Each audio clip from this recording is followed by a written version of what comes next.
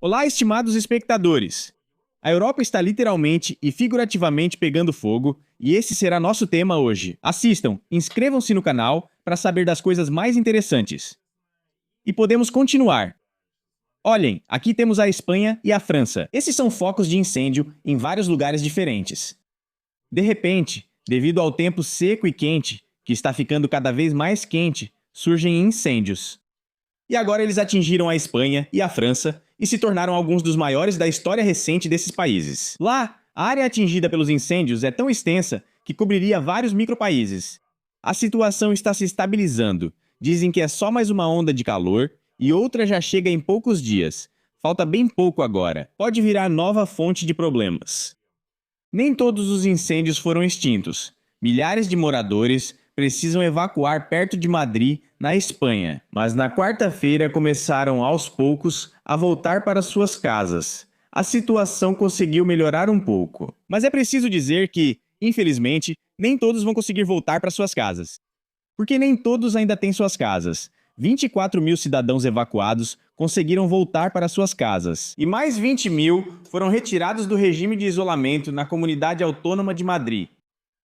É mais ou menos assim que parece. E isso é simplesmente insano. Em diferentes lugares, os incêndios atingem diferentes intensidades. Eles surgem de forma espontânea. Bem, aí está uma pessoa, pode-se dizer, uma pessoa porca. Abre a janela do carro, joga fora um cigarro que ainda não terminou de queimar.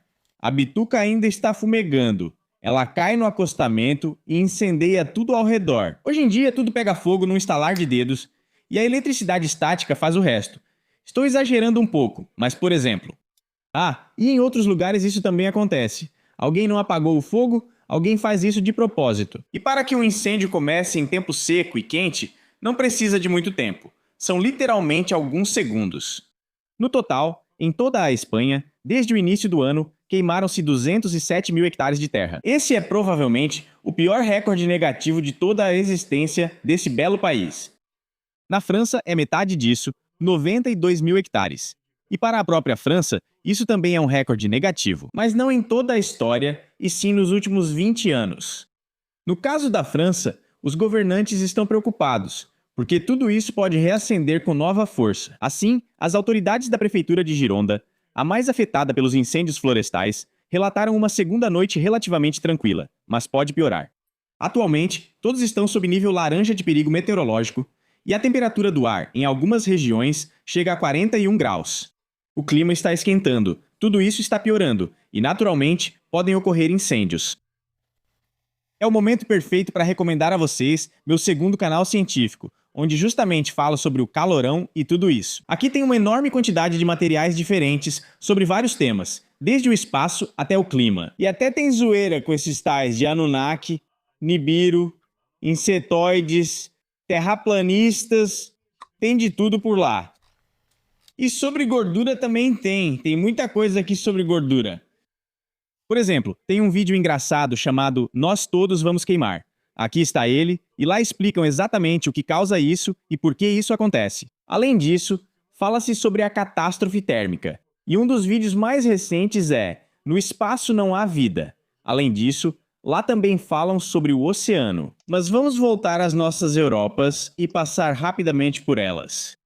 Os cientistas alertam que o calor de junho que levou, ou melhor, que causou esses incêndios, não será o único. E em todo o continente, como dizem os britânicos e americanos, a Europa está esquentando mais rápido do que qualquer outro continente. O continente está aquecendo e quanto mais o tempo passa, pior vai ficar, infelizmente.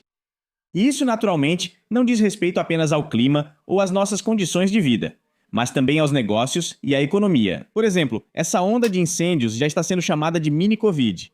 Os incêndios na França, por exemplo, afetaram até 40 mil pessoas.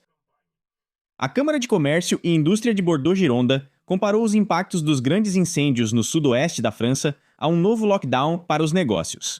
O lockdown, lembro, afetou uma enorme quantidade de empresas, especialmente aquelas que trabalham com hotelaria, restaurantes e tudo mais que está relacionado ao contato com pessoas, viagens e outros aspectos. Na cidade onde eu morava na época, também na Espanha, uma enorme quantidade de restaurantes faliu. Até mesmo aqueles que estavam em funcionamento há literalmente centenas de anos. Os negócios franceses também seguem em xeque, sofrendo perdas cada vez mais graves devido a um dos incêndios mais intensos. Assim, cerca de 40 mil empresas foram afetadas pelo incêndio. Isso representa cerca de 200 mil empregos, mesmo para a França, com seus milhões de habitantes. Mas isso não é tudo. Estamos passando por uma situação sem precedentes. É como uma mini-Covid, isso é uma catástrofe econômica para nossas empresas, que já sofrem com a situação atual, declarou o presidente da Câmara de Comércio e Indústria de Bordeaux-Gironda. Incêndios impedem 130 mil funcionários de trabalhar, e a Câmara alerta que as empresas de turismo, que ganham cerca de 80% do faturamento anual na temporada de verão, podem acabar em uma situação extremamente difícil. Foram evacuados acampamentos e hotéis que ficavam no meio da floresta e se promoviam como ligados à natureza. Sim, uma parte enorme de tudo isso. Também há um problema de energia. Na França, até a rede elétrica regional precisou de ajustes pelo operador nacional de transmissão. Além disso, algumas linhas e subestações foram desligadas para os bombeiros trabalharem com segurança. Bem, por volta de 1h30 da tarde de quarta-feira, que é justamente o momento em que este vídeo está sendo gravado, não houve interrupções no funcionamento da rede principal devido aos incêndios. Isso não significa que não possa haver. Não quero ser vidente, mas a situação é realmente difícil. Depois, quanto à Espanha, também parece que já estão terminando a luta contra os incêndios. E o primeiro-ministro da Espanha, Sánchez, diz que foi observado que há progresso e que muito foi alcançado na luta contra o maior incêndio da história da Espanha. Mas ele, aliás, criticou a negação das mudanças climáticas. Bem, aqui dá para ver que o clima está mudando. Aliás, novamente, do ponto de vista científico, nem todos discordam de que o clima está mudando. A discussão é sobre as causas. Pode ser que a atividade humana não seja a principal causa, mas sim outros fatores, sendo ela apenas o terceiro ou quarto em importância. Tudo pode acontecer. Enfim, agora o país começa a ver a luz no fim do túnel. E eu confirmo, muitos incêndios realmente estão sendo apagados, mas é preciso ter, segundo Sánchez, o máximo de cautela. No país começa mais uma onda de calor, que vai dificultar o combate ao fogo e aumentar os riscos de surgimento de novos incêndios florestais na maior parte do país. Embora a situação com alguns dos maiores focos esteja melhorando, ainda é cedo para relaxar essas medidas de precaução. Em muitas províncias, a luta contra o fogo continua. As consequências dos incêndios afetaram quase 100 mil pessoas.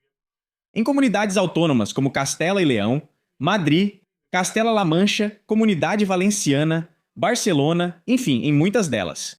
As operações noturnas foram eficazes, mas as dificuldades continuam. No entanto, a ordem de evacuação foi suspensa em 13 municípios, e isso é muito bom. Mas enfim, há outros incêndios.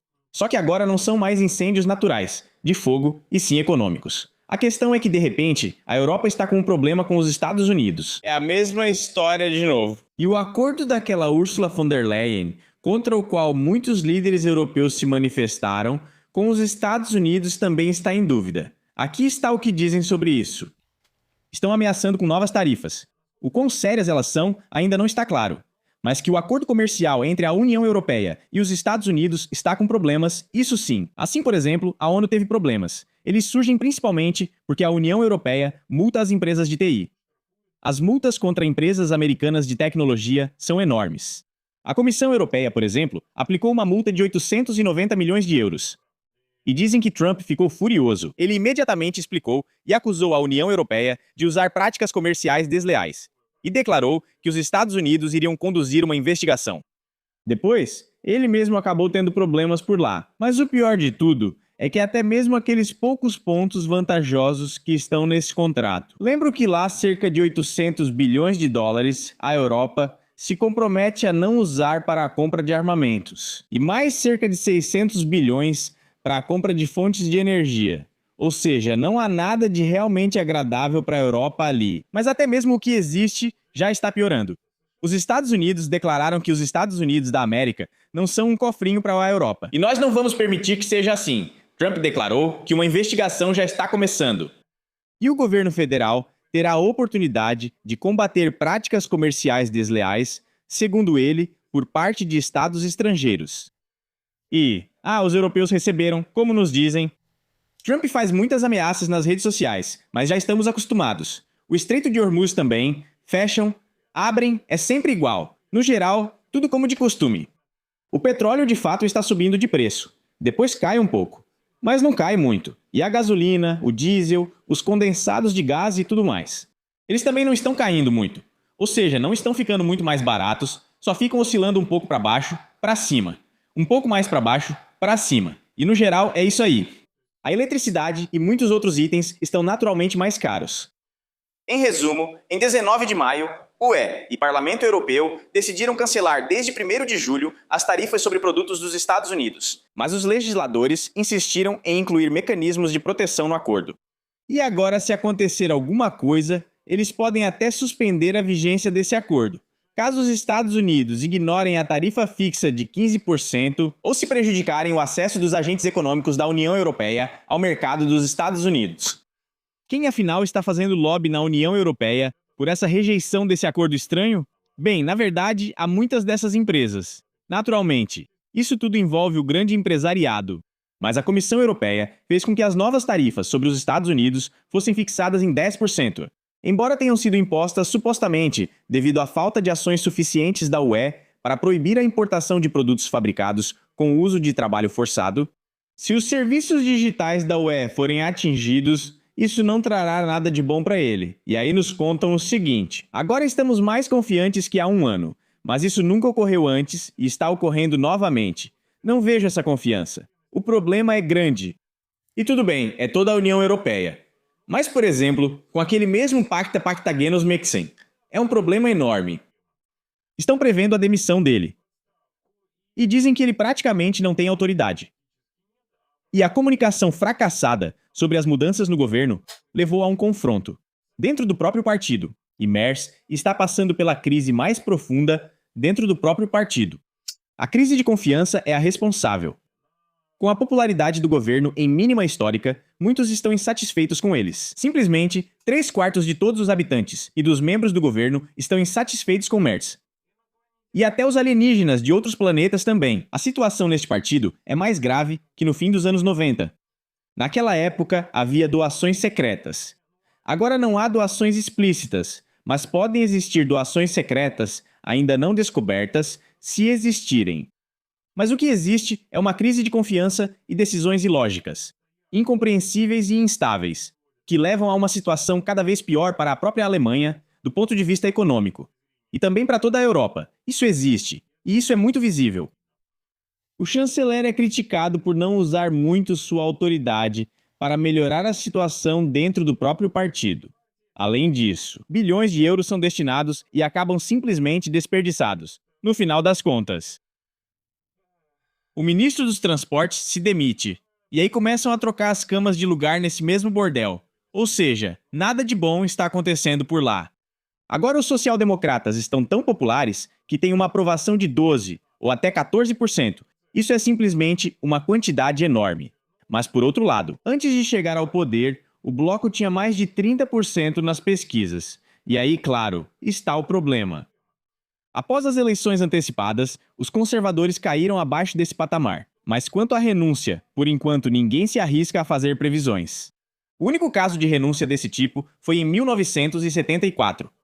Antes disso, praticamente não havia ocorrido. É a única exceção, que forçaram Gerhard Schröder a deixar o cargo de líder do partido, quando algo não estava certo com as reformas. Agora, é claro, está tudo bem. Tudo ótimo. Os alemães estão vivendo cada vez melhor e, por exemplo, a BMW cresce. Porém, milhares de empregos estão sendo cortados.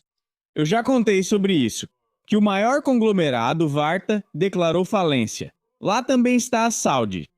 Nem tudo está bem, e com muitas outras empresas também. Mas, por exemplo, a Mercedes, surpreendentemente, está começando a produzir drones. Muitas empresas estão deixando pedidos civis, agora pouco lucrativos, já que carros chineses dominam cada vez mais o mercado, expulsando de lá os carros alemães caríssimos. Então, por exemplo, sobre o último modelo da BMW, certo? Diziam que ele é igual aos carros chineses, mas muito mais barato. E para que precisamos de uma asa da Boeing que custa como uma asa da Boeing? Se a gente tem carros elétricos normais, por volta de 30 a 35 mil euros, que vem com tanta coisa que só não fazem massagem, ou talvez até façam, só não acharam esse botão ainda. Enfim, estão planejando cortar vagas da BMW no mundo todo. serão 8 mil empregos até 2027. Na Alemanha, estão oferecendo aos funcionários,